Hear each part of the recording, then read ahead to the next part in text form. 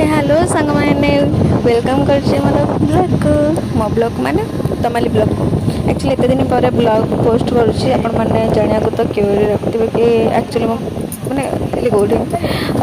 मोर problem चलता मोर exam भी चलता मो 1 मंथ हे तो से एक्टिव नी स्टाटस हेरिका कौन रिल्स भी नी